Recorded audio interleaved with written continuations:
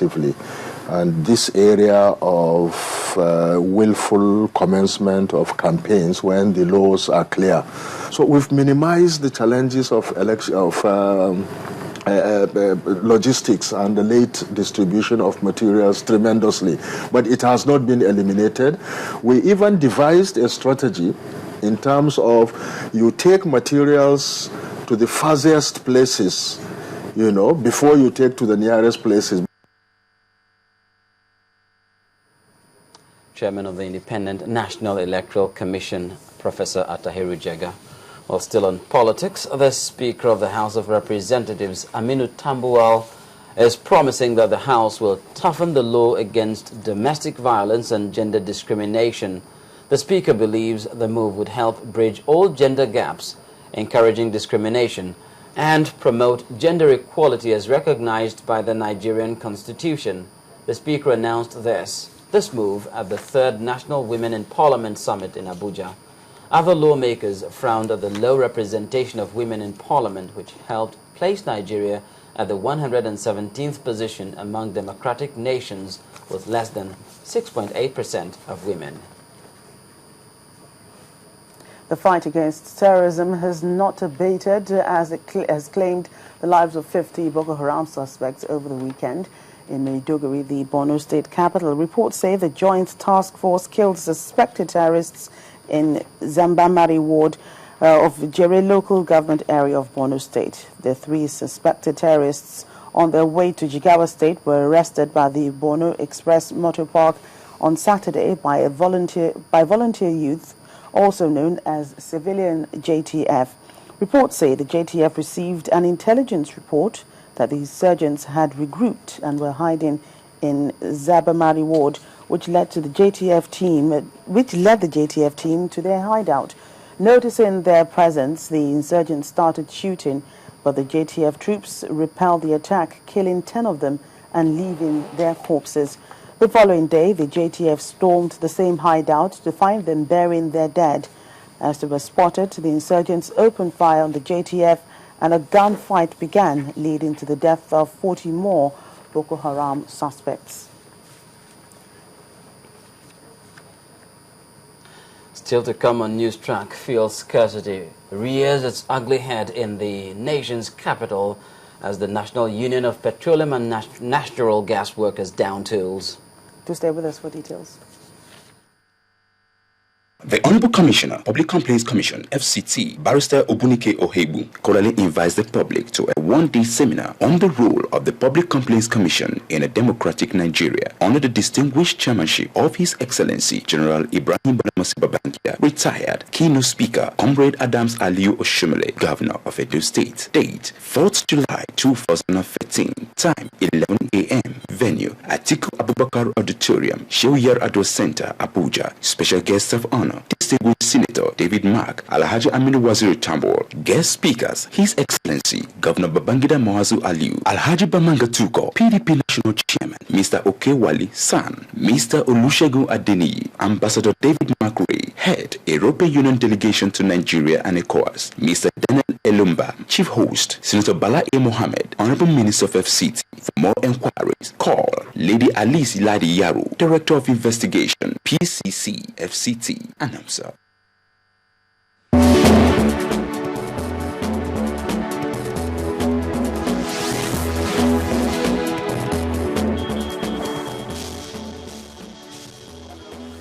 Welcome back. All our top stories and other programs can be found on our website, channelstv.com, and on youtube.com/channelsweb.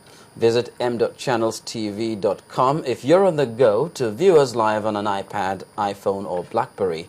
You can also download the Channels TV app for Android and Nokia 920 devices from their respective stores. The governor of Nasarawa State, Tanko Almakura, has asked parents to complement the role of teachers in the educational development of their children and wards. Governor Almakura, who made the call at the 2013 graduation ceremony of Pacesetters College in Abuja, said the bane of education in the country is the failure of parents to contribute their quota towards ensuring proper education of their wards. colorful display by students of the Pacesetters College, Abuja, at an event to mark the school's graduation ceremony, witnessed by parents, government officials, and friends. But beyond this performance, the expectation from these students are high, as the role of ensuring that they excel in their fields of endeavor must be complementary by parents and teachers. Parents have a very important and critical role to play. It's not just the intellectual aspect, but also the social, moral, and cultural aspect. And some of these aspects can only be complemented by the parents at home, and also when the parents take interest in what goes in the school. When the children come back home, they will be able to guide and support them. But before they bade farewell to their secondary school, there were words of advice from guests at the occasion who appealed to them to serve as agents of change wherever they find themselves. Nothing ever comes easy. There will be challenges on your journey, but do not stop on your journey to greatness.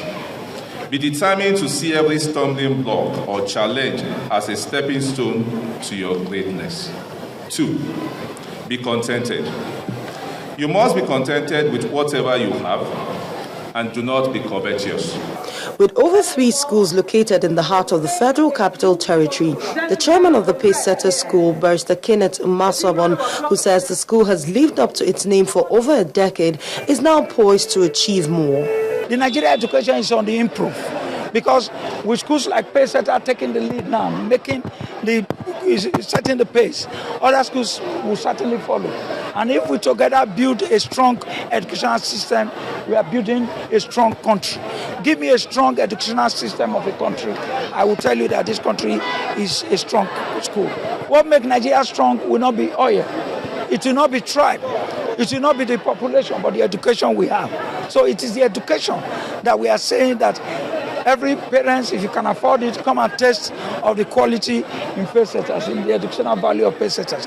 The 2013 graduation ceremony of the school also featured a dinner and awards night for students who were rewarded financially for their outstanding performances academically. Petrol stations in Abuja, Nigeria's capital territory, have been shut following the directive by the Nigerian Union of Petroleum and Natural Gas Workers. NUPENG started a 3-day warning strike over alleged unfair labor practices by oil multinationals. But that's not all. The close down has resulted in motorists forming long queues hoping to buy the commodity when the stations reopen. NUPENG directed all its members in the depots to stop loading petroleum products for the next 3 days, adding that members in all the branches in the country are to follow suit. The union is protesting against the alleged refusal of the National Association of Road Transport Owners to implement the signed collective bargaining agreement with the petroleum tanker drivers, the sorry state of roads across the country, and the ill treatment of their members by some oil companies. Another source of controversy here, the £3,000 bond being proposed by the United Kingdom Home Office for Nigerian travellers has continued to generate criticism. The Oba of Lagos, His Royal Majesty Rilwan Akiolu, at an event where the Deputy British High Commission, Peter Carter, was present, says the move by the British government is an insult to Nigeria. When the British envoy had his turn, he explained that the step is not finalized, and if it's done, it will only affect a small number of travelers considered as risk to the UK. To you, report back to your home government. This question of 3,000 something doesn't go down well with our people here.